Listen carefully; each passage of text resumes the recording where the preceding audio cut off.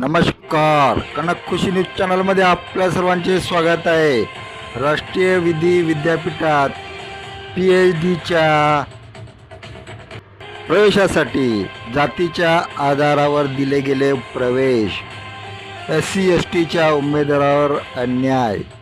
इतर आरक्षित न्यायालयाच्या निर्णयानंतरही काही CBSE शाळा 8 जूनपासून तर काही इंग्लिश माध्यमाच्या शाळा 15 जूनपासून असे मेसेजेस केले मुलांना.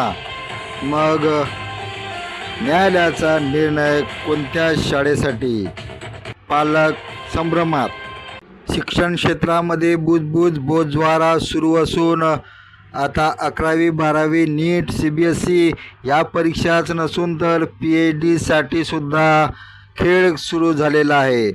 PhDच्या प्रवेश बॅचेसमध्ये सुद्धा जातीच्या आधारे प्रवेश दिल्याने अनुसूचित जाती, अनुसूचित जमाती आणि इतर मागासवर्गीय विद्यार्थ्यांवर अन्याय होत असल्याचे एक प्रकरण नुकतेच पुढे आलेले आहे. महाराष्ट्र नॅशनल लॉ युनिव्हर्सिटी नागपूरमध्ये PhD प्रवेशा प्रक्रियेत आरक्षण नियमाच्या उल्लंघन झाल्याच्या आरोपानंतर आता आरक्षित वर्गासाठी होणाऱ्या स्वतंत्र प्रवेश प्रक्रियेवरून नवा वाद फुटलेला आहे. PhDची अनारक्षित बॅच सुरू झालेली असून आता आरक्षित वर्गासाठी प्रवेश प्रक्रिया सुरू झाल्याचे स्पष्ट झालेले आहे. आता विद्यापीठाने आरक्षित वर्गात 19 रिक्त जागांसाठी नव्याने प्रवेश प्रक्रिया सुरू केलेली आहे. PhD बॅचेस सामाजिक ओळखीच्या आधारावर वेगळे दिसेल का असा प्रश्न देखील उपस्थित केलेला आहे.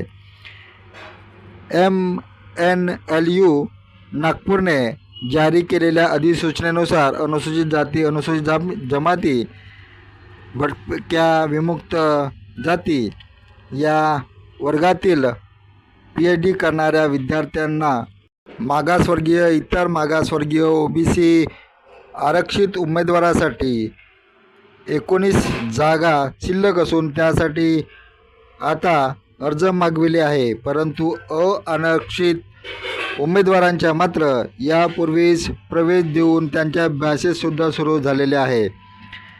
न्यायालयाने फटकारल्यानंतर एका CBSE आणि इंग्लिश मिडियमच्या शाळा, काही CBSE शाळा 8 जूनपासून सुरू झाल्या असून काही इंग्लिश माध्यमाच्या शाळांनी 15 जूनपासून सुरू होत असल्याचे मेसेज विद्यार्थ्यांना केलेले आहे. मग मुंबई उच्च न्यायालयाच्या नागपूर खंडपीठाने विदर्भातील शाळा 30 जूनपासून सुरू होणार असल्याचे स्पष्ट आदेश दिल्यानंतरही काही इंग्लिश माध्यमाच्या म्हणजे CBSEच्या शाळा 8 जूनपासून नियमित सुरू झालेल्या आहे. तर एकीकडे विदर्भातील तापमान प्रचंड तापलेले आहे. असे असतानाही शाळाच्या सर्व संचालक न्यायालयाच्या आदेशाचे, शिक्षण विभागाच्या निर्णयाचे नियम मानत नाहीत का असा एक प्रश्न पालकांसमोर उपस्थित झालेला आहे. पालकांना आता आपल्या मुलांची शाळा केव्हा सुरू होणार?